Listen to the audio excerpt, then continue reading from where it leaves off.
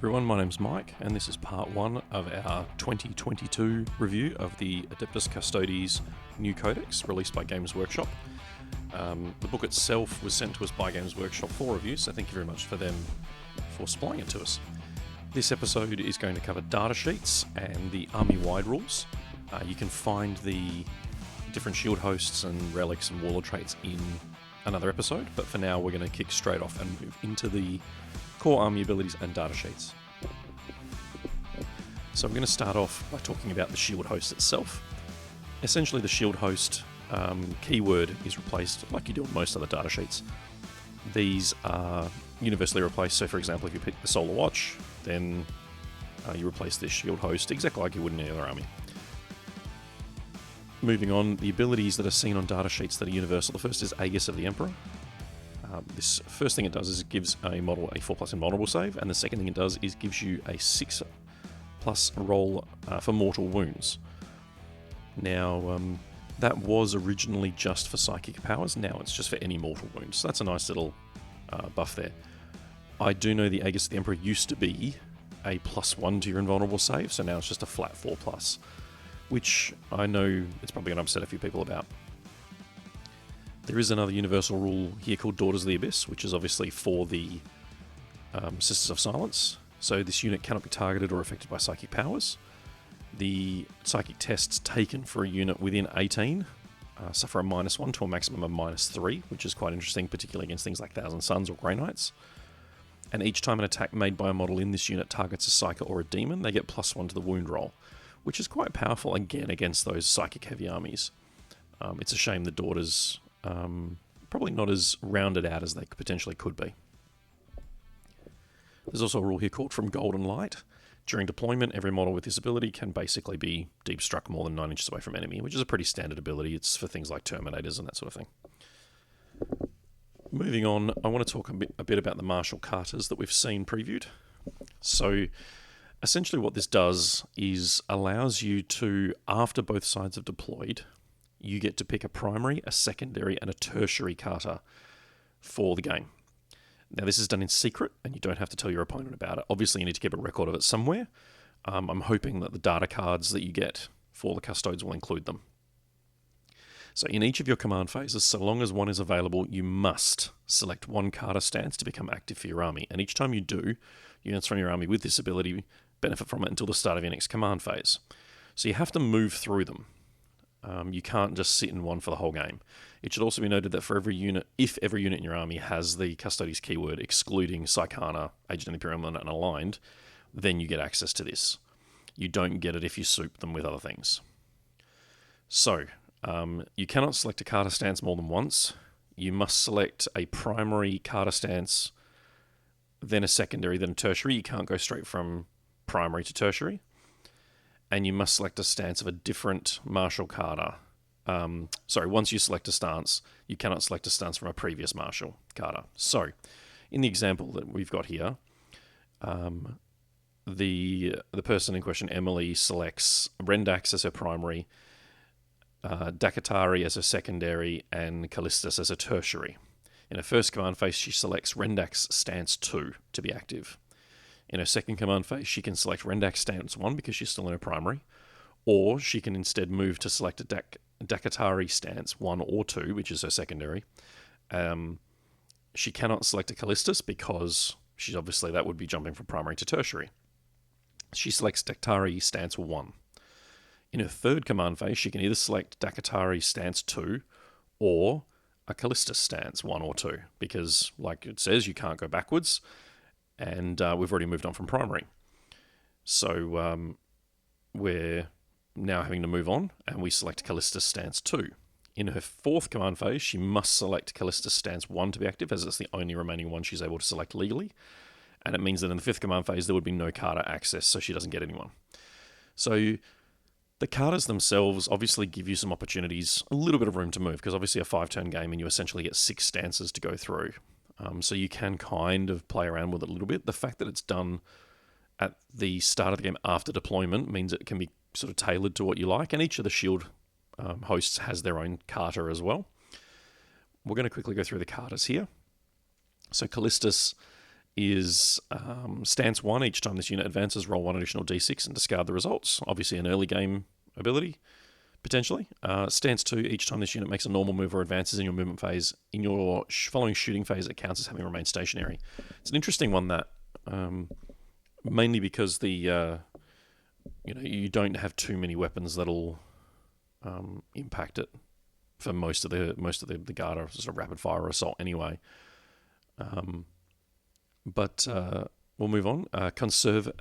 Conservi, I think is the way it's pronounced. This unit can perform an action in a turn in which it fell back or advanced. It's very powerful in my mind because obviously it'll let you cover more ground with your smaller units, or obviously fall out of combat and still perform actions, which is really great. And the second stance is, while this unit is performing an action, it can shoot without that action failing. Again, really, really awesome for allowing these small units of Custodian Guard to kind of multitask. I think Conservi is probably one of the... I'd probably put it as a secondary Carter a lot of the time because it gives you that flexibility mid to late game. Dakatari, each time this unit piles in or consolidates, if it starts that move within engagement range of this unit, subtract 2 inches from the distance models in the enemy unit can move for that pile in or consolidate. So that obviously just limits their ability to manipulate the fight phase in their favour. It's probably a secondary or even a tertiary Carter. And then stance 2, each time this unit fights, it can use this ability. If it does so, then until that fight is resolved, add 1 to the attacks characteristic of models in this unit and change the damage characteristic of melee weapons they are equipped with to 1. So obviously that stance is going to be highly subjective to what you're fighting. If you're fighting those 1 wound targets like Gene Stealer Cult, a lot of those are 1 wounds. A lot of Eldar, a lot of Drakari. You're obviously fighting Space Marines, reducing damage to 1 is a big negative, even with the extra attacks. So we've got 3 to go. Salvus is the next one. Add 4 inches to range characteristic of ranged weapons models in this unit are equipped with. I feel like that 4-inch range is... it pushes the guns out to a lot of the cases sort of 28 inches. So it's not terrible. I think that's going to probably come into its own when we see the Forge World units updated, because things like the Venerati and even the Sagittarium, giving them extra bite is a good thing. And stance 2, if this unit is infantry and does not advance in your movement phase, in the following shooting phase, if it is not within engagement range, models in this unit can shoot twice with auric weapons they are equipped with, which is really good because obviously the auric weapons are the majority of those. I'm hoping that they add auric weapons to the Sagittarium and the Venerati from Forge World. We'll see. Rendax is the next Carter. Each time a model with this unit makes an attack against a vehicle or monster, an unmodified hit roll of 6 automatically wounds. Pretty solid. A lot of the weapons in the book have seen strength buffs. So the light vehicles, even mid-range vehicles and monsters, probably, it doesn't necessarily swing the balance too far because you're already wounding on potentially 4s or even 3s. Hell, even with spears on the bikes, which we'll see in a second, they'll be essentially wounding on 2s a lot of the time. But it's a good one, obviously, for the rank and file to have.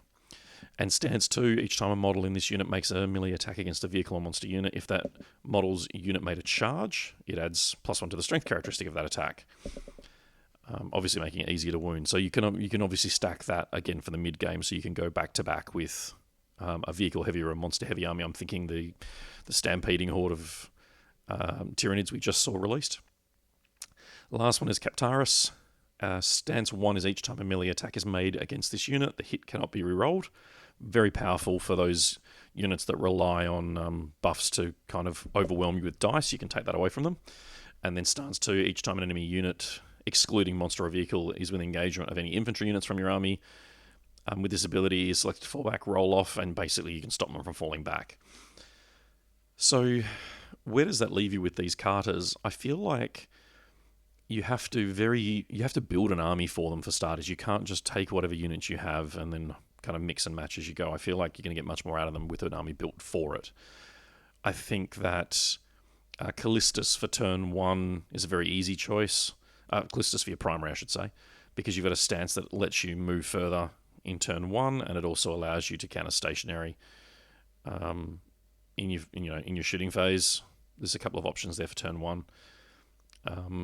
A lot of these are dictated by assault phases, and those are obviously going to be late game ones, so things like Captaris and Rendax, even Dactari. I think that Conservi is a really good secondary choice in general. And a lot of it is obviously with Salvus, it's going to come down to what Forge World units get added to the Auric weapons list, and I really hope they do get on that pretty quickly. So you've got a good range of options there for your Custodes in terms of what you can achieve with them. And like I said, you've also got stances with all the different shield hosts, so you can check out another episode to talk through the shield hosts and see what they get. Right now we're going to move on to data sheets, and then we're going to cover the points costs at the end before we wrap this up. So our first data sheet is Trajann Valoris. It should be noted for him that we now have flat 3 damage on his axe and flat 2 damage on his shooting, which is really important. He's also 8 wounds, 6 attacks. He obviously has a 2-up armor save and a 4-up invulnerable save thanks to Aegis of the Emperor.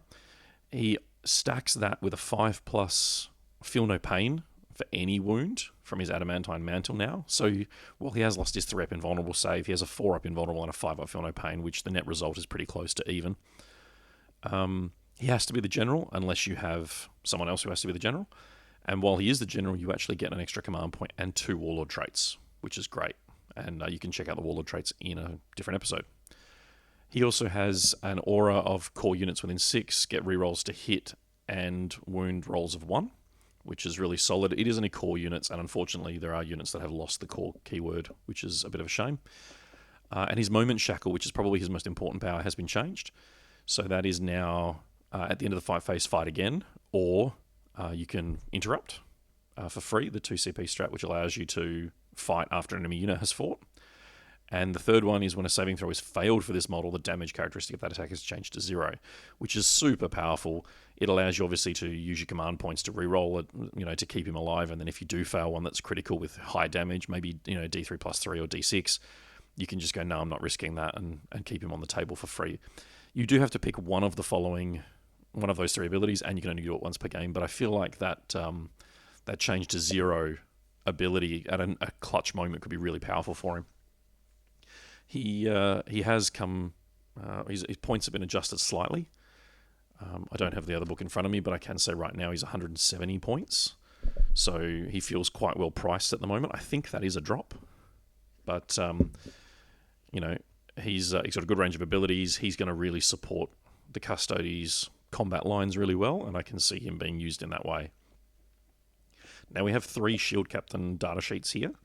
Now each one of them represents a different way of fighting for the Custodes. So you've got a standard Shield Captain who is 110 points, and then he has 2 options, one for a Presidium Shield for 10 and one for a Misericordia for 5. You have a Shield Captain in Alaris Terminator Armor who's 125 points and has a Misericordia for 5 points, and then you have a Captain on Dawn Eagle Jetbike who is 170 with 5 for a Misericordia and 5 for a Salvo Launcher.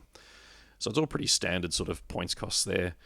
A lot of people I know were assuming the Shield Captain on Bike would go up, given he's now 9 wounds stock, but at 170 points, he's still very reasonably priced.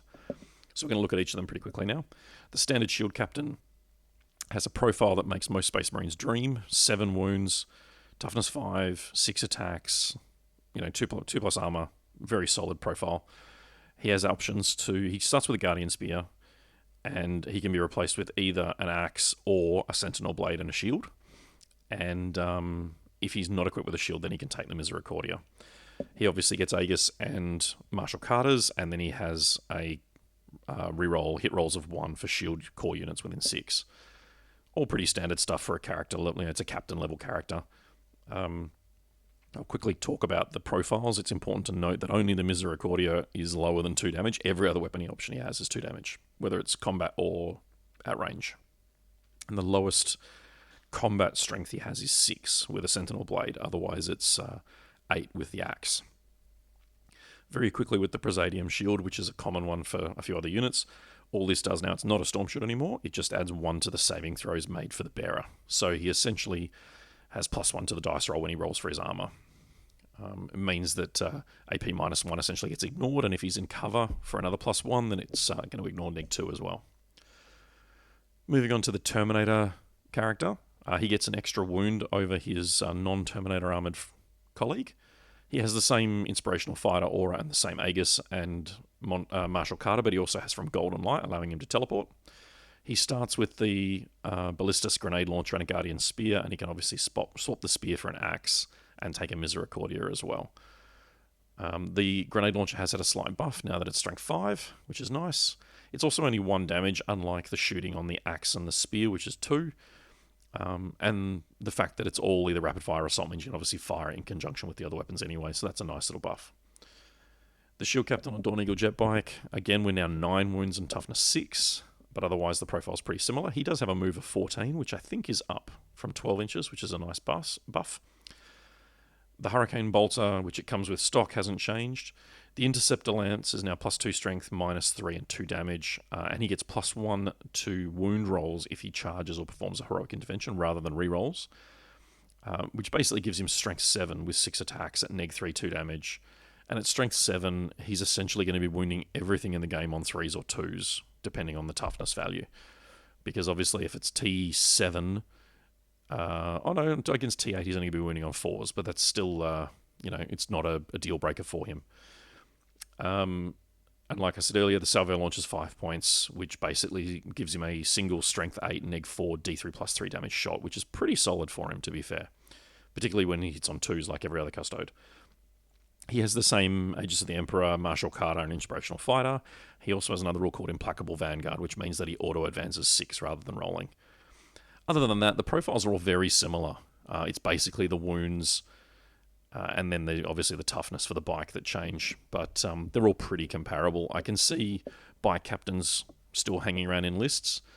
But if you're wanting to avoid expensive characters, the basic shield captain's actually pretty good. Part of the issue, though, with the standard shield captain, who is 110 points, is you actually have to contend with a couple of other units for HQ, one of which is the Blade Champion at 110 points. Now, the Blade Champion's profile is essentially the same as a captain's, in that, he's still move 6, T5, he's 7 wounds, 6 attacks. His armor save is only 3+, not 2+, which is a bit of a weird one, but we see why in a second. He has Vault Swords, which he picks each time he makes an attack, so he can pick one of 3 profiles, one of which is great for killing monsters on vehicles, one of which is great for killing bulk units, 1 wound enemies, and one of which is for taking on characters. Strength 5, Strength 6, Strength 7, multiple damage and rerolls for wound or extra attacks. Really good range of abilities there for the character. He has Aegis of the Emperor and Martial Carter, pretty standard now, and you'll see that a lot with the Custodes units. Consummate Swordsman means that when he is attacked, he is only hit on a 4+, which goes a long way to increasing his durability against things like Dracari Succubus and some of the more common combat characters. And he also adds 1 to his armor saving throw in melee. So he's a 3-up, 4-up at range, but he's a 2-up, 4-up in combat. He gets to add 1 to the charge rolls of units for friendly shield host unit that declares a charge against enemy unit that you are engagement with. So that's nice. You can obviously support him quite easily in that regard. And then he has a special called Legacy of Combat, which is at the start of the fight phase. If this unit is within engagement range, it can fight first. If this model is eligible to perform a heroic intervention, it's a 6-inch, not a 3-inch. So he's got a lot of mobility in the fight phase, or the charge phase, I should say. So I really like this character. And for 110 points, you don't get the rerolls, but you do get quite an active combat character who probably has a more rounded ability. The only downside is he doesn't have any shooting attacks. We've got one more HQ choice for the Custodes, which is Valerian. Now, Valerian's 140 points, but he's basically a souped-up captain. He's still getting the same captain profile. He gets a specialist weapon, which is his own version of the Guardian Spear, which is each time you make an attack with this weapon is allocated to an enemy model that cannot use any rules that let it ignore wounds. So basically it ignores feel no pain, which is a nice thing. He still has Aegis, Martial Carter's Inspirational Fighter, exactly like the other captains. He also gets Hero of Lion's Gate, which means that each time an attack is made against this model, a 1 to 3 always fails, which basically gives him inbuilt transhuman, which I think is pretty solid for any character to have without having to spend the command points. And then he has the Golden Laurels, which once per battle round you can reroll a single hit roll, wound roll, charge roll, or saving throw made for this model. The fact you can also pick a shield host for him and for Trajann is really good because it means that you're not tied down to having to pick a shield host. Like, for example, if you wanted to take Calgar for the Ultramarines, you have to take Ultramarines. This doesn't tie you down, which I think is really good. Gives you a lot of opportunity to pick characters and then combo them with different cartas and things as well. Now, you do actually have two other HQ choices for this book, which are the two Sisters of Silence. You've got the first one, which is Alea, which is the named character. She's 75 points. And the Knight Centura is 50 points, with only a couple of options for her. We'll very quickly talk about Alea. Alea has it's a very disappointing profile when you've just been looking at all the Custodes ones. So she's moved 7, she still hits on 2s, but she's only Strength and Toughness 3, 5 wounds, 5 attacks, Leadership 9, and a 3-up save. She has a named Greatsword, which makes her Strength 6, Neg 3, and 2 damage, which is nice. And she actually has a Misericordia, which is, she was gifted that in the book, so she actually gets an extra attack there as well, at Strength 3, Neg 2, 1 damage. She has the Daughters of the Abyss word, which is what we talked about earlier. She also has Cadre Tactics, which is essentially reroll wound rolls of 1 for friendly core Psychana units, which is basically your other Sisters of Silence. She has a 5-up invulnerable save built in, and she has a rule called Tenacious Spirit, which basically allows her to fight even if she's been slain. So it means you're always going to get your 5 or 6 attacks with her, which is nice. 75 points, she's a great little powerhouse character. Now, it should also be noted that if you choose to mix them in to an Adeptus Custodes detachment, you can't have more Sisters HQs than Custodes, and you can't have more troops units of Sisters than Custodes. So while you can use it to make a battalion, you can only put 1 unit of them in. Now, the Knight Centura, which is the unnamed version of the Sisters of Silence HQ, has a very similar profile to Alea. She's 1 less attack, but otherwise identical. Like I said, she's 50 points, and you pay 5 points for her Great Executioner Greatblade, making her 55 stock. If you want to give her a Mastercrafted Bolt Gun or the Witch Seeker Flamer, you can do, which obviously keeps her down at 50 points. And then she keeps Daughters of the Abyss, the Void Sheen Cloak, and the reroll wound rolls of 1, the Cadre Tactics. Quickly on the weapons, her Mastercrafted Bolt Gun is damage 2. Okay, I wish that the units got it, but they don't. The Witch Seeker Flamer is obviously a Strength 4, Neg 1, Assault D6 Flamer. Pretty standard stuff. And then the Executioner Greatblade is Strength 5, Neg 3, 2 damage. So, for 50 points, you can't really complain for that little character. She'll be fine for engaging sort of mid-range support heroes, but I don't think she'll last against anything remotely competent in combat. Moving on to the troops section, we've only got 2 choices, the Custodian Guard and the Prosecutors. Now, the Custodian Guard come in base at 45 points a model. Those Custodian Guard are units of 3 to 10. They can take a Misericordia each for 3 points or a Presidium Shield for 5. Now, you can only take the Misericordia if you are not equipped with a Presidium Shield. Profile-wise, they haven't really changed. You're still Toughness 5 with 3 wounds, 3 attacks. Your Leadership is obviously 11 these days. And your 2-up, 4-up save built in. The Guardian Spear and the Sentinel Blade shooting have both gone up to 2 damage, which is really important for them because it gives them that output at range. And in damage, in combat, they're both 2 damage as well, which is really nice. Again, we've talked about the Presidium Shield already. You can also mix and max and obviously have some with shields and some with swords and shields and some with spears. They are core, and they have Aegis of the Emperor Martial Carter. Really good all-round solid unit. Now, there's a couple of other rules that go into them, which we should probably talk about now, which are unique to Custodes. Now, it took me a little while to find these rules because the layout of these books is a bit funny. But there's talk of it right at the start under detachment abilities. So an Adeptus Custodi detachment is one that only includes models with the Adeptus Custodi keyword, excluding models with Psychana, Agent of the Imperium, or Unaligned. Detachments gain the Emperor's Legion, Host of Heroes, and Watcher of the Throne abilities. You also gain Shield Host Fighting Style, and then all Custodes infantry units and Psychana troops units gain objective secured. So that's really important. It means that your Wardens and your Terminators and your core troops are all objective secured, as are your infantry characters. And most importantly, each Adeptus Custodes model counts as one additional model when determining control of an objective marker. This is cumulative with any other rules that make them count as additional models. So that's really important. Now, Emperor's Legion is one of those rules that was mentioned. You cannot include more Psychana troops units than you do Custodes troops units. You cannot include more Psychana HQ units than you do Custodes HQ units. And you cannot select a Psychana model as your Warlord, which is a shame because I actually quite like a couple of the Psychana Warlord traits. You also do get Host of Heroes, which you can include a maximum of one of each Shield Captain in your detachment. And Watchers of the Throne is the last one. For the purposes of Lookout Sir rule, each Adeptus Custodes infantry and biker model counts as 2 models for friendly character models of the same shield host. It basically means that with just 2 models, you can still shield characters.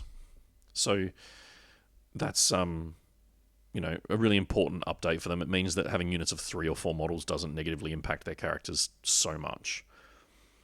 Now, we'll go back to the other troop choice we were talking about, which is the Prosecutors. Now, the Prosecutors are your bolter-armed Sisters of Silence. Now, the Prosecutors are 5 to 10 models and 12 points per model. They are a human profile, let's be fair. Move of 7, which is nice, but they are 3+ to hit and wound, 3+ hit and melee and shooting. Only 1 wound, 2 attacks base, but strength and toughness 3 and a 3-up armor save. Unfortunately, their bolt guns are just bolt guns. So putting 5 of them on the table for 60 points alongside 2 units of Custodian Guard to make out your battalion, you're not going to feel too bad about that. But I feel like if they were damaged 2 bolters, you probably would have seen them taken more seriously, because putting 3 standard Custodian Guard on the table will get you 12, a full squad of 10 Prosecutors. You have 45 points for a Custodian with a spear, so you're 135 points for them. It'll be 120 for 10 bolters with the Prosecutors, and I think that that damage 2 on the Guardian Spears, I think probably more than makes up for it.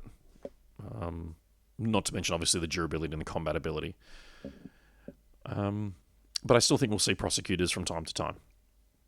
Moving on to Elites, we have the Wardens. Now, the Wardens are 50 points a model, and obviously you still pay the 3 points for the Misericordia. Now, the Misericordia is 3 points for units and 5 points for characters, essentially, which we've talked about earlier. They start with Guardian Spears, and obviously you can swap them for axes, which is nice. The shooting profiles are identical. The axe itself essentially trades a point of AP for a point of strength.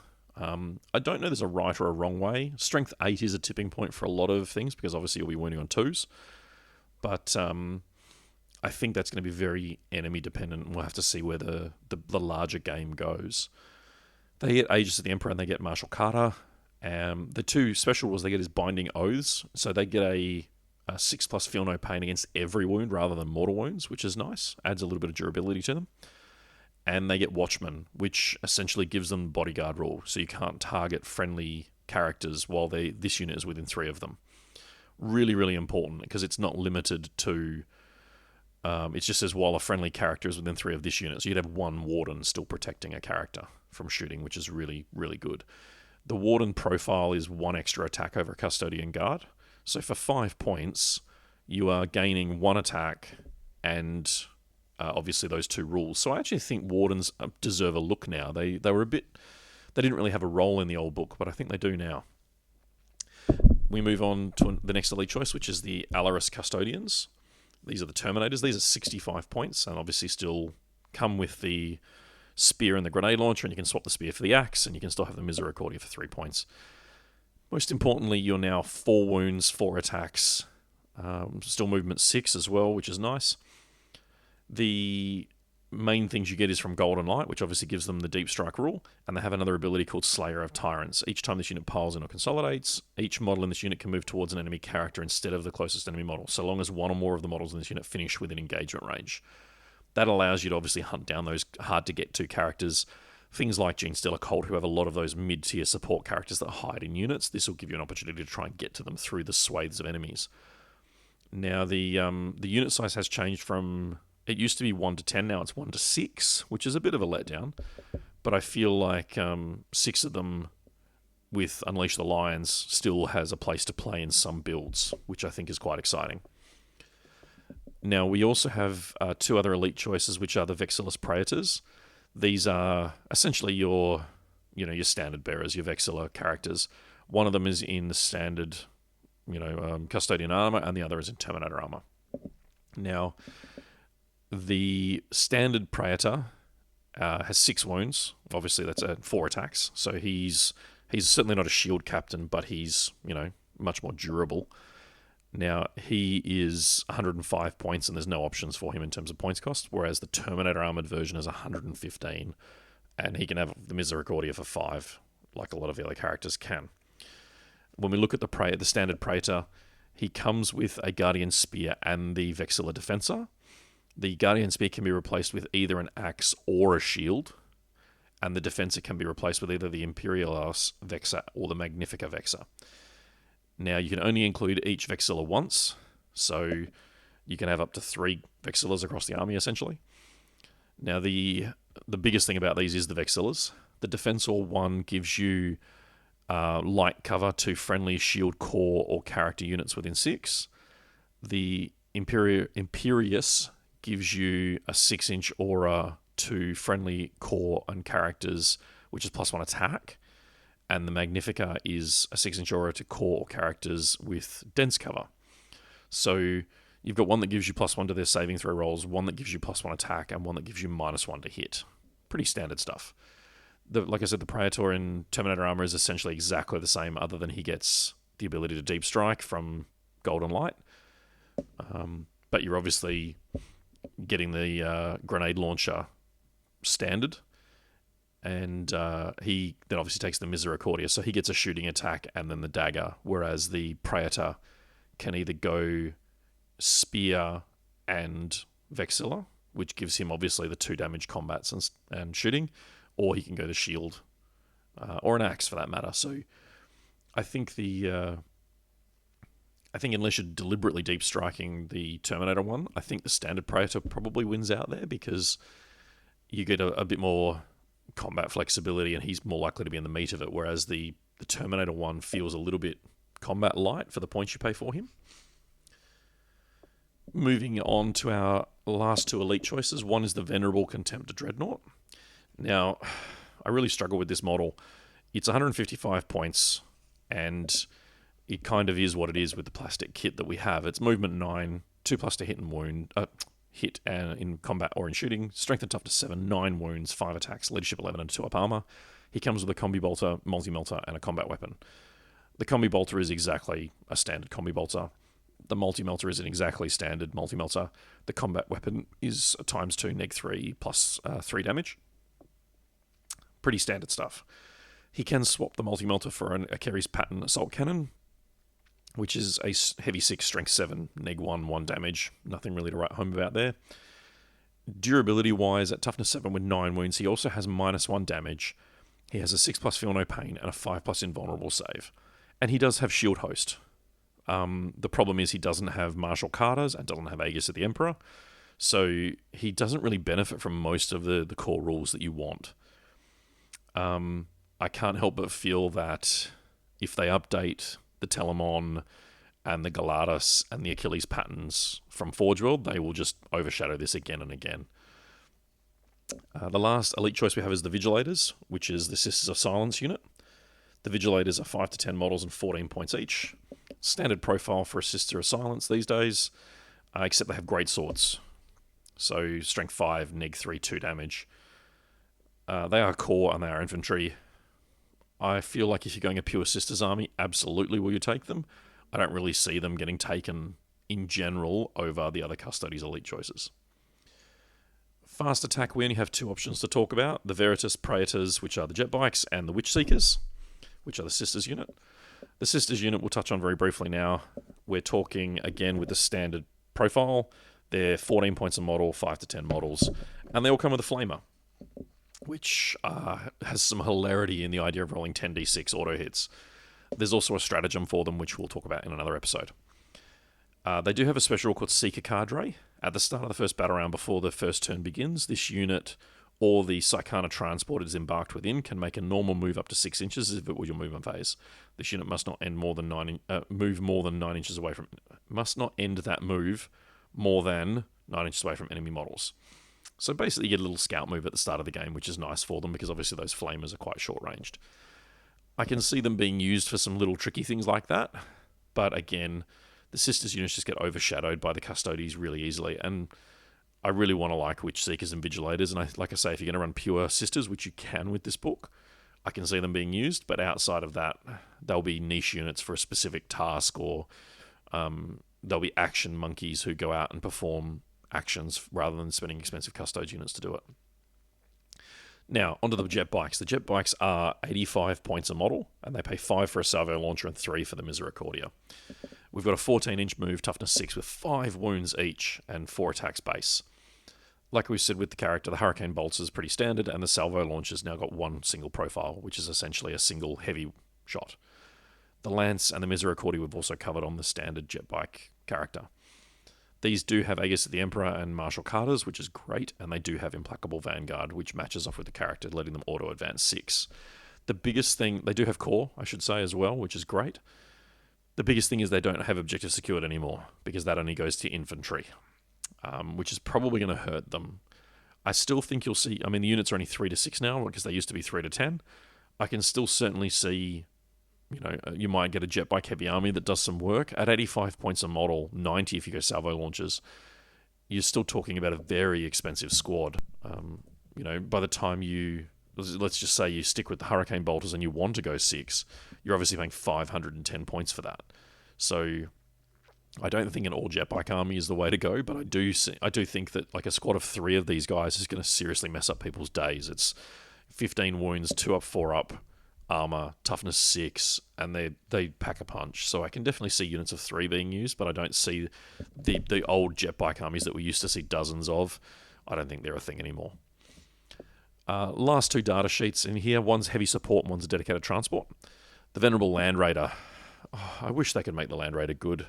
He's 285 points. He pays 5 for a Hunter Killer Missile and 5 for a Storm Bolter, which are the only 2 options. He's movement 10 and then degrade to 5, degrade to 3. Hits on 2s in shooting and then 3s and 4s as he degrades. Strength and toughness 8, 16 wounds to start, and the brackets are 9 to 16, 5 to 8, and 1 to 4. 2+ saves pretty standard. Twin heavy bolter, twin las cannons. Most critically, the las cannon profile stayed at D6 rather than D3+3, which I think a lot of people were expecting. And the heavy bolt is identical as well, strength 5, neg 2 damage. It does have a 6+ feel no pain, but that's its only concession in terms of additional durability. And it has a transport capacity of 5 shield host infantry models. I really wish they could make the Land Raider worth taking. I feel like it's being included to make sure the Land Raider stays in books at this point, and they didn't want to spend more time updating this book to give them something more personalised to the Custodians. But I still don't see people using that Land Raider. It's just at 285 points at 16 wounds with a 2-up save. If it had Aegis of the Emperor, maybe. Give it a 4-up invulnerable, it'll be a pain to kill, and it's probably worth more than 285 at that point. But at the price it is at the moment, I just don't feel like it's worth it. The last thing is the Anathema Psychana Rhino. This is a dedicated transport. Now, it's 75 points and it pays 5 for a Hunter Killer. It comes with a Storm Bolter. Pretty standard profile in terms of Rhino. It's 12, 6, 3 for movement. It degrades 6 to 10, 3 to 5, 1 to 2. The only thing it does say, and I think this is very clever of them, it's included a rule called Anathema Psychana Transport. Do not follow the detachment's rules for normal battlefield roll slots for this dedicated transport. Instead, you can include one of this unit for each Anathema Psychana infantry unit in that detachment, and it can carry 10. It just means you can't spam Rhinos when you have no Psychana units, which makes sense. Again, I feel like the Rhino, you've got the Forge World sort of weird transport that they do. They could have done hover Rhinos, the same with the Land Raider. They could have done something a bit more interesting, and instead obviously we just got the shield, the blade champion. We're going to quickly talk about the weapon profiles now. There's a full sheet here of them. Most critically, the Auric weapons are the Castellan Axe, Genosis, which is the special weapon that Valerian carries, the Guardian Spear, the the Sentinel blade, and the Watcher's axe. Now, the Watcher's axe is obviously Trajann's blade. So basically, all of the combat weapons in here for the units count as auric weapons, which is great for the martial carters. So that kind of covers you for all of the core data sheets and points values. We're going to very quickly skip over the Captain Commander points values for now, because we'll cover those in a separate episode. But we hope you enjoyed this coverage of the data sheets and the core rules. And you can check out part 2, where we cover the different shield hosts. And part 3, we will wrap up with the Captain Commander rules and a few of the other sundry stuff in the future episodes. Thanks, guys.